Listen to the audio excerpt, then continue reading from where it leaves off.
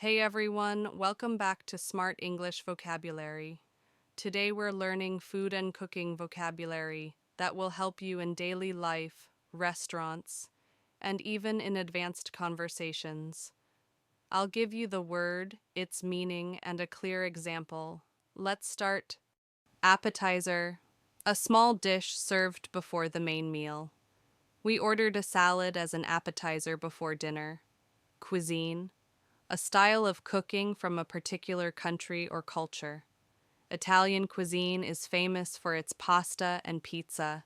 Ingredients, the items you use to prepare a dish. The main ingredients for this cake are flour, eggs, and sugar. Marinate, to soak food in a flavored liquid before cooking. Marinated the chicken in lemon juice and spices overnight. Sauté, to fry food quickly in a small amount of oil. Sauté the onions until they turn golden brown. That's it for today. Practice these words in your daily conversations while cooking, eating out, or even watching food shows. Don't forget to like, share, and subscribe for more Smart English vocabulary.